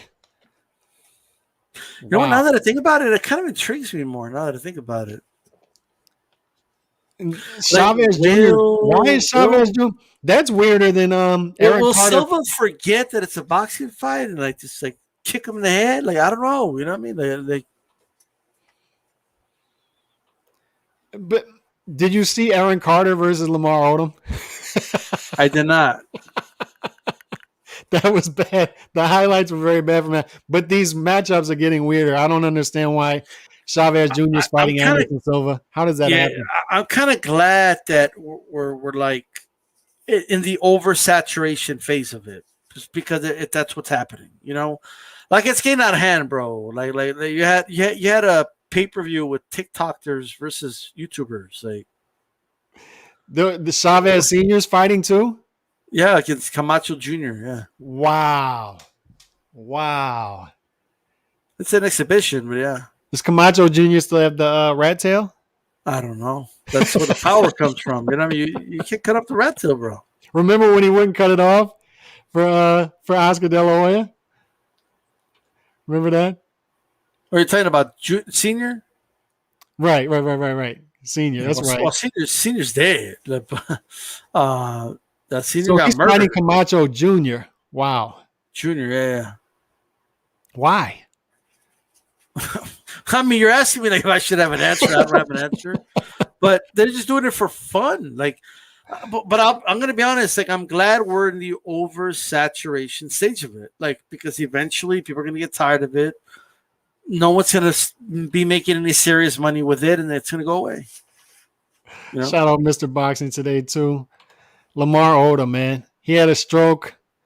I mean, he was doing all kind of stuff, and then he ends up fighting Aaron Carter. What happened? Did he have a good jab at least or something? Or like, you know, like, They both looked awful. I just saw highlights of it, and Aaron Carter was in the corner in the ring spinning like a top, and Lamar Odom just pity patting him with some shots, and then Aaron Carter just and they had headgear on too. They had cage masks on. And then Aaron Carter just took a knee. He took a knee like Cotto against Margarino. Still having flashbacks to that. People don't understand, bro, that like how horrible people look. Like if you don't know what you're doing, you look really bad. People don't know how bad it looks. You know, if you don't know how to throw crisp and precise punches. But I'm guessing you're picking Charlo to win this fight, right? Montiel has some power. I'm picking Charlo to win, but I always like a cherry pick to backfire. So I'm hoping. Do you think that Charlo's the cream of the crop at 160? Is he the kingpin right now of a weak division? I'm gonna say that there's no kingpin of the division. It's just the open division, shallow division. Yeah. But I'm gonna say that if you were to have me rate them, like who do you think is the best? Who do you think would beat all of them, or more likely, I'll say Charlo. Mm-hmm. But that's like with hesitation because I don't know if he could beat Andre. I don't know if he could beat Triple G. I don't know if he could beat Munguia. I gotta see it. So if anybody's gonna be using this slingshot this weekend to slay Goliath, the Spartan. You think it's going to be Kambosos? I would say Kambosos, yes. But I don't think he's going to win. But the issue that he has is he's not going to sneak up on Teofimo. If you watch Teofimo sparring, he looks ready, man. He looks prime. He looks in shape. He looks like a guy not taking. He looks like a guy who doesn't take a day off. He doesn't go in between. Yeah, he looks big. He looks like a fucking welterweight. That dude looks big, bro. He's strong.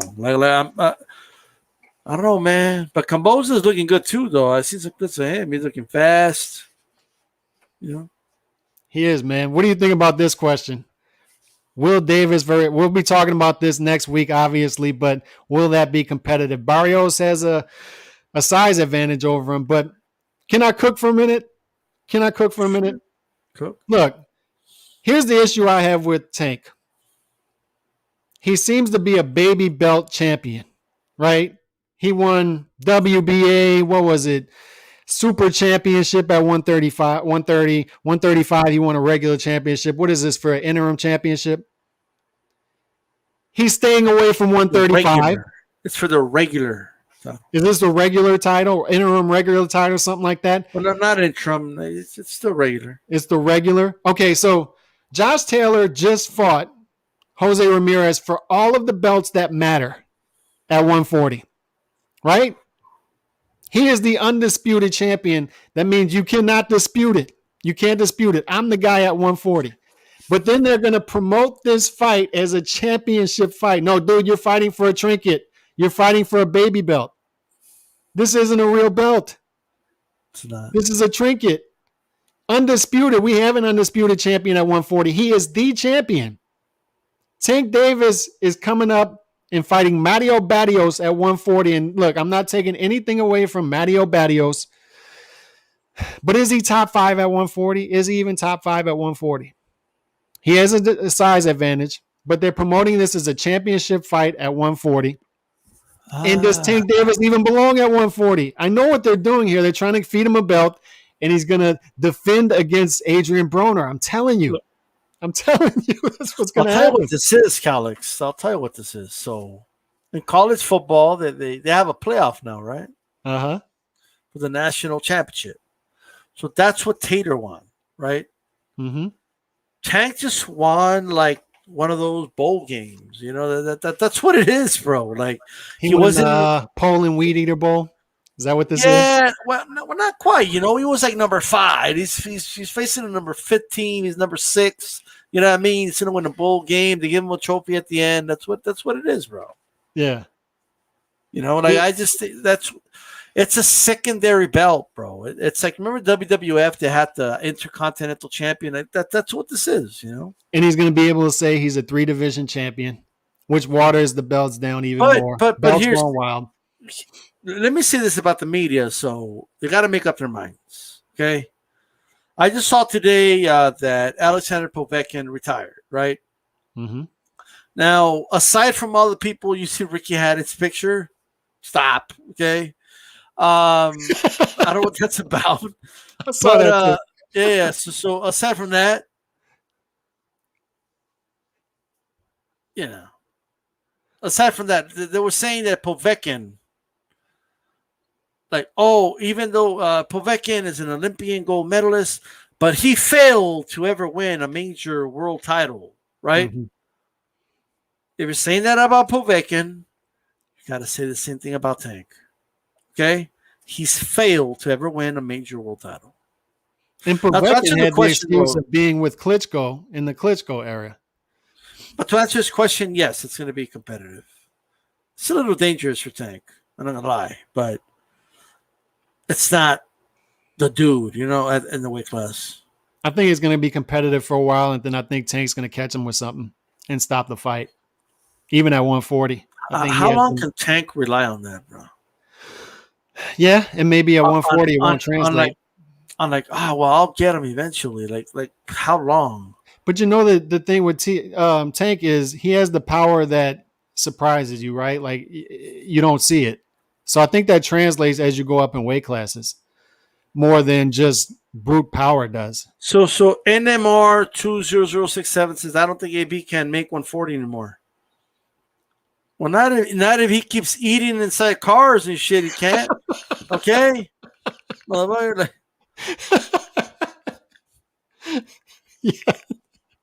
Yeah, that was no comment on that. Yeah, Adrian Broner, he's a little extra outside of the ring. Yeah, that's bad. That's really bad. Look, brother. Do your thing. Just don't let these OnlyFans fangirls film you doing it. Like, no. What are you doing? Like, what? No. Plus, like, you ain't the first one that had it that night. Like, what are you doing, man? Like, stay away from the camera phone. Stay away, man. Come on, AB. You've been around for a while. But look, man. Always been around, like, for sure. But look, I just think that Tank, I wanted to see him at 135 or even 130, mixing up with the top guys at 130, 135. But what's going to happen is he's going to go to 140, which there's sharks there too. And it seems like he's somehow going to avoid those guys too. If Josh Taylor sticks around, he'll somehow avoid him. He'll somehow avoid Jose Ramirez.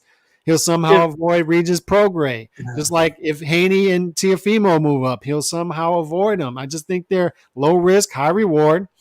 And they're going to keep promoting him as a pay-per-view star. And I don't know how the pay-per-view numbers are going to look.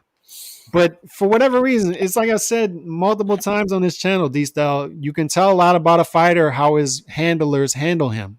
And for whatever reason, they're handling him very carefully. He's 8 years in, D-Style. He's 8 years in. He's not a rising prospect. You know what's funny is that they're still living off that Pedraza win. Yeah. That Leonard Ellerby was like, people were congratulating Pedraza for his win. It's like, well, you know what's funny? Nobody gives Tank credit for beating him, bro. You beat him 4 years ago, bro. It's been 4 years that we're about to have another World Cup. Okay? Yeah. That's how long ago it was, bro. Like, what do you mean? We're going to have another Olympics, and Tank still hasn't fought someone in that level. And beating Pedraza, okay, look, okay, cool. That's a good win, but yeah, Cepeda beat Pedraza. Like you know what I mean? So there's levels to this. When are you going to step up and fight the best? Yeah. Not good, the best. When? Come on, bro. He might not be back in 2021 after this fight. We might not see him again in 2021. He's a 1 to 2 year fighter. I don't think maybe with their promotions or whatever, I don't think they know what they're doing, bro. People think there's a plan behind it. Like, they're literally just putting him on pay-per-view to call him a pay-per-view star. Or put on pay-per-view, just say he's a pay-per-view star. Like, well, that's not how it works, bro. Like, you got to actually sell pay-per-view. You think that's what it is? Just bad handling? I think it's bad handling. He passes.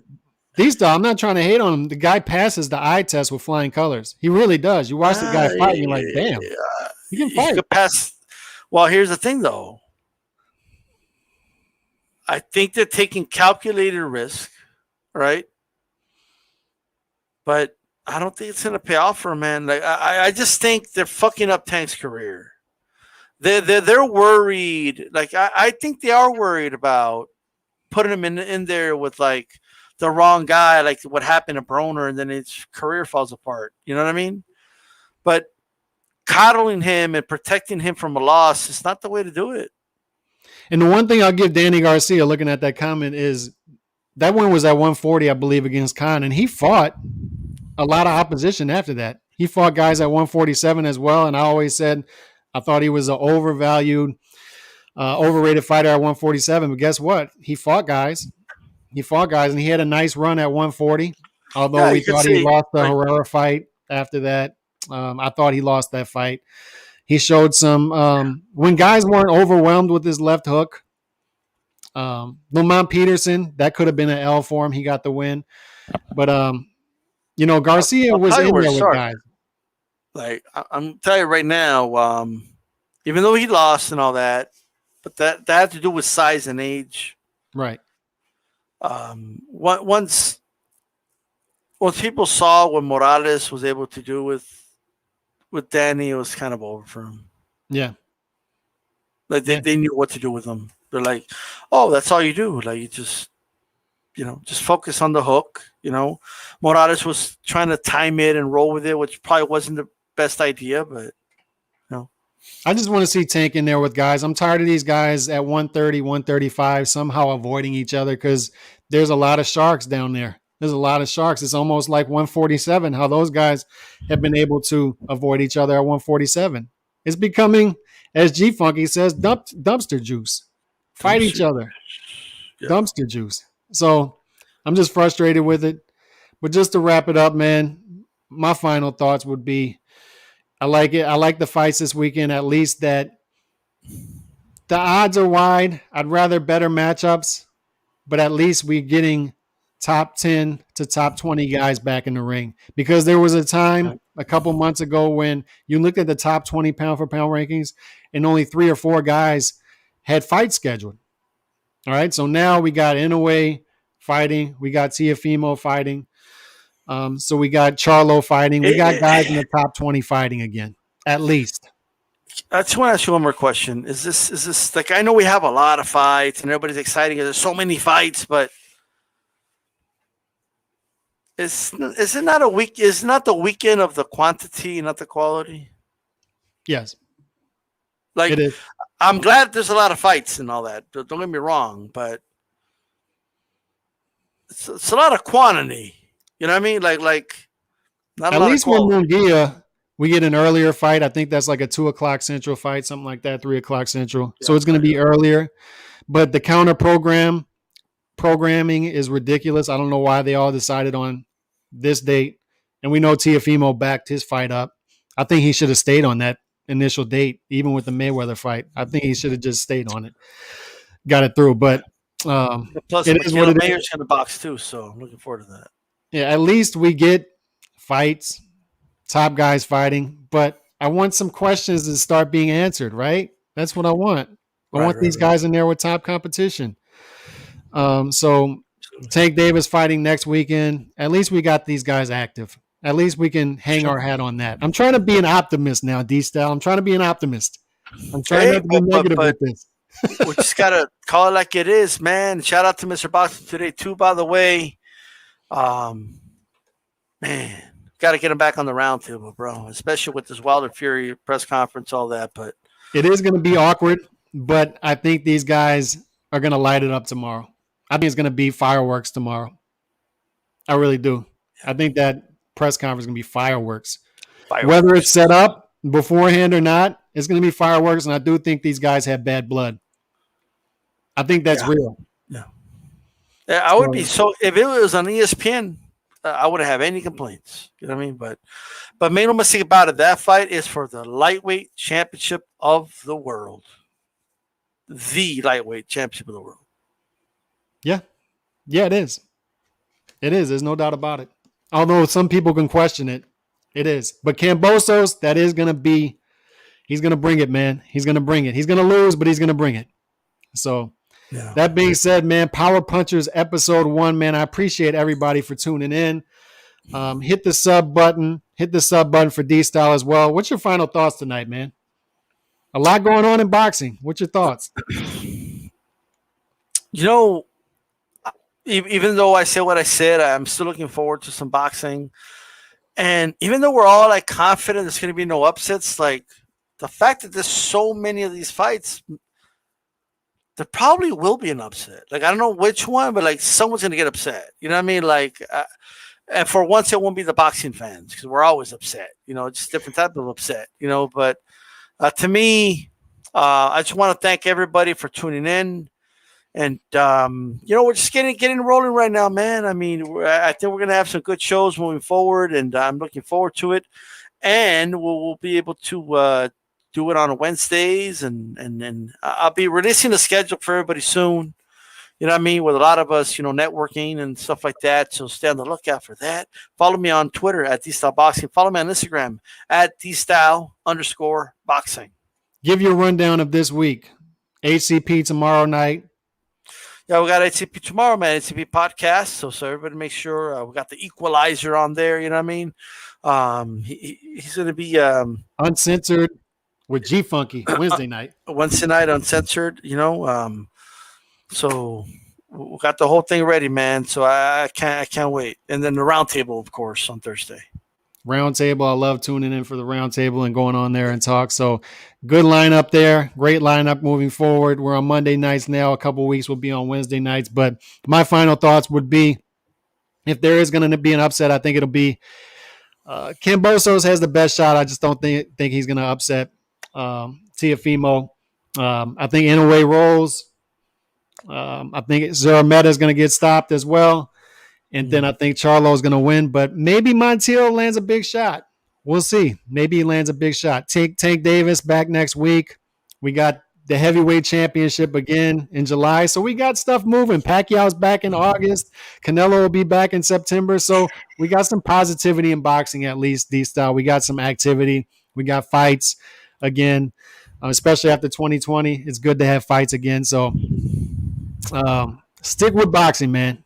Stick with boxing. Eventually, we're going to get some top fights out of this. Eventually, it's going to come to a point where guys just have nowhere to room. have no room to move and have to fight each other, right? Hopefully. Yeah, like look, the circus, there's oversaturation of it, and it's gonna all move towards one direction. People just wanting to see, because there's one formula that's never gotten old. That's the best fighting the best in the sport. That's right. That's the formula that always works as well in keeping the sport at the top. So good fights this weekend.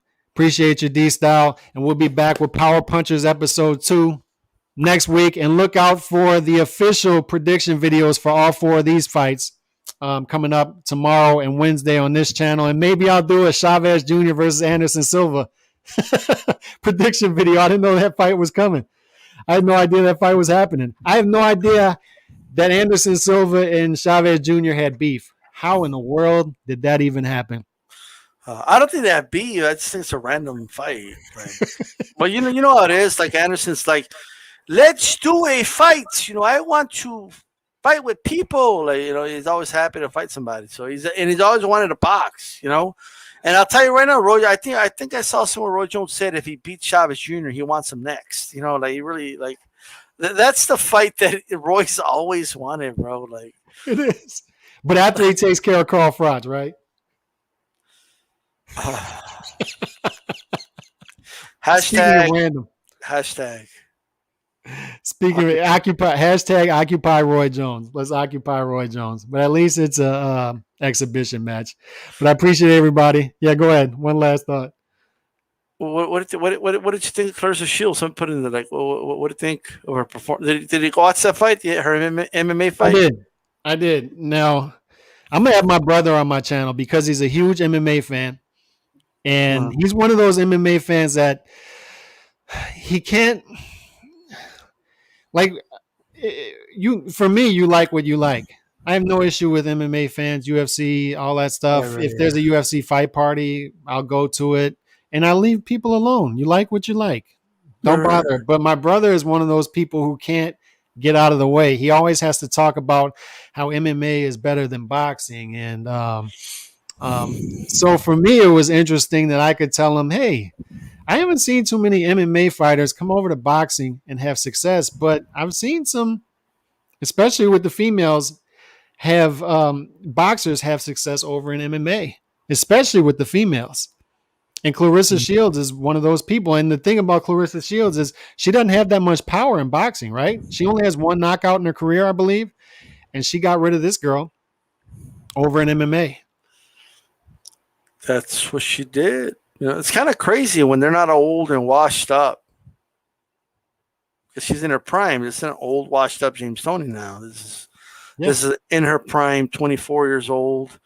And she already beat a brown belt who had 9 professional MMA fights. Yeah. Not bad, but I will say I was kind of impressed. She's only been training like 6 months or something like that, and already got a win. Not bad. Yeah. And I think she's going to be there to stick. I think she's going to stick around there because it seems like the money is there for these female fighters crossing over. Wouldn't you agree? She's going to be there a while. It just depends. I think she's going to bounce back and forth. There's money for her. She's being unreasonable with the money she wants, but she wants like $8 million to fight Savannah Marshall. Like, come on, like MMA ain't paying you that. Why the fuck are you demanding that from boxing? Like, get the fuck out of here. 8 mil, huh? Yeah, reminds me of Austin Powers. 1 billion. Like, no, you're not getting that.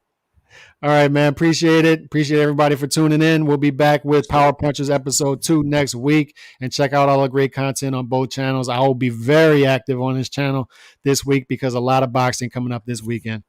I'm out, man. God bless. Peace. Peace.